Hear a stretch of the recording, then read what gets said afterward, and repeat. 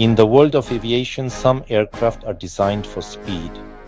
Others are built for carrying cargo or passengers. A very small, very specialized group of planes has a much graver purpose. The E-4B Nightwatch falls into this last category. It is often called the Doomsday plane, a dramatic name that hints at its serious mission. This aircraft is a flying command and control center. Its role is to ensure that the highest levels of government can continue to lead the nation during a national emergency. This could be a devastating natural disaster. This could be a widespread attack. This could be the unthinkable scenario of a nuclear war. A modified Boeing 747-200, the E-4B carries robust global communications and hardened systems. It functions like a mobile Pentagon or White House Situation Room, kept in constant readiness. It is a flying bastion of leadership and resilience. To understand why the E-4B exists, we must look back to the Cold War. The central fear was a full-scale nuclear exchange and a surprise decapitation strike. A first strike could cripple Washington and primary command centers within minutes. The solution was a survivable, mobile command post. An aircraft can launch quickly, hide in the sky, and relocate unpredictably. With in-flight refueling, it can remain airborne for extended periods. This gave birth to the National Emergency Airborne Command Post, or NEACP. Its purpose, a flying command center for the National Command Authority. As part of the nuclear triad architecture, it guaranteed a credible second strike capability. This was not theoretical, it was practiced daily throughout the Cold War. The E-4B Nightwatch is a direct descendant of that thinking, still relevant amid modern threats from cyber to terrorism. By the late 1960s, the Air Force operated EC-135 Looking Glass, but needed a more capable platform. The Jumbo 747 offered size, range, and payload to carry extensive communications and staff. Ordered in 1973, the first E-4A entered service in 1974, marking a new era in airborne command and control. The E-4B arrived in 1980 with upgraded engines, expanded electronics, and enhanced communications. Crucially, it was hardened against electromagnetic pulse effects. By 1985, all airframes were at E-4B standard. The fleet totals 4 aircraft. Originally at Andrews, the fleet moved to Offutt AFB in 1994 under USS Stratcom. Co-location integrates airborne and ground-based strategic command. Over decades, mission equipment has been modernized even as the 747 airframes aged. Despite cost and complexity, the aircraft remain a critical national asset, a Cold War warrior adapted for the 21st century. From the outside, it is a 747, distinguished by military markings and the prominent satellite radar. Inside, it is entirely different, a specialized command environment. 3 decks, 6 functional areas optimized for command and continuity. The main deck houses command and control conference and briefing rooms and a communications control center. Consoles, secure telephones, tactical displays, and data links enable global monitoring and orders. The forward area is reserved for the National Command Authority and key advisors. It includes an executive suite, sleeping quarters, a lounge, and a private office for sustained operations. Further back, the battle staff area seats specialists from all services and agencies, ops, intel, logistics, comms. The upper deck in the 747 hump houses the flight deck pilots, flight engineer, and crew rest. The lower deck carries power systems, transmitters, and the trailing wire antenna machinery.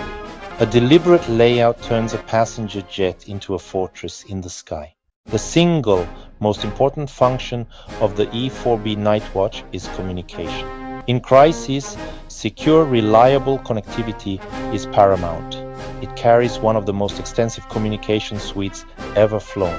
It speaks across the spectrum from very low frequency to super high frequency. Diversity and redundancy preserve the link if one method is jammed or degraded. A large radome houses SHF satellite antennas for global voice, data, and video. Leaders can join secure video conferences, view real-time intelligence, and access secure networks. Dozens of antennas dot the airframe to manage simultaneous HF and UHF channels. These are the workhorses for direct contact with aircraft, ships, and ground forces. Its most unique asset is a VLF trailing wire, up to 5 miles long for submarine comms. VLF penetrates seawater to reach ballistic missile submarines, ensuring emergency action messages are received. The E-4B is designed to operate even in the aftermath of a nuclear detonation. Critical systems are shielded against electromagnetic pulse. Metallic enclosures and special filters protect computers, comms, and flight controls. A reflective white scheme and conductive window screens mitigate thermal and RF energy. Onboard shielding reduces exposure during the most dangerous phases. It can fly to safer regions while the ground situation is assessed. Aerial refueling extends endurance, limited primarily by engines and lubricants. Theoretically, it can remain airborne for days. Sustained flight buys time to locate safe landing options and maintain control. Combined with hardening, the E-4B becomes a robust sanctuary for national leadership when it matters most. As the National Airborne Operations Center, the E-4B is a pillar of continuity of government. When fixed sites are destroyed, compromised, or inaccessible, the aircraft becomes the seat of power. It launches with the President or successor, the Secretary of Defense, and key leaders. On board, the President can address the nation and coordinate with federal agencies, including FEMA. Advanced communication sustains situational awareness and legitimate authority. Simultaneously, it serves as the supreme military command post. Leaders can direct combat operations or mobilize humanitarian assistance. Fully integrated with nuclear command and control, it preserves credible retaliation. It is equally valuable for catastrophic disasters and large-scale attacks. Often it forward deploys near presidential trips as a ready backup. In every scenario, its purpose is constant, a sanctuary from which America can be led. Despite secrecy around some capabilities, the E-4B is not a myth. USAF maintains a public fact sheet outlining mission and features. Annual defense budgets include funding for E-4B operations, maintenance, personnel, and upgrades. Hearings and reports create a clear public paper trail. Journalists and analysts have documented the fleet for decades. Open source trackers show unclassified flights in real time. Abundant imagery exists from air shows, tarmacs, and official events. The Department of Defense has released clear exterior and interior visuals. Official statements, public budgets, extensive media coverage, and visual evidence together establish the aircraft's existence and mission. It is a real plane with a real mission. The most persistent controversy is cost. An older small fleet is expensive to sustain, and spares are increasingly scarce. Unique mission systems require dedicated teams and constant upkeep.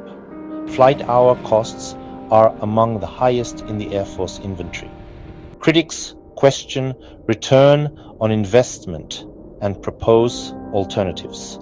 Ideas include more resilient ground centers and advanced satellite architectures. A replacement survivable airborne operations center is planned with substantial projected costs. Operational details are classified to preserve effectiveness. Opacity can fuel myths, but the mission remains grounded in documented reality.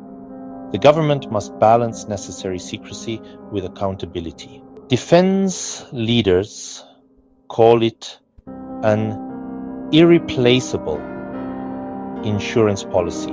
Leadership survival and command continuity at any cost. Though the Cold War ended, threats to stability endure. Risks now include nuclear proliferation, cyber attacks, catastrophic terrorism, and extreme disasters. Fixed command centers are vulnerable. Mobility is the E-4B's greatest asset.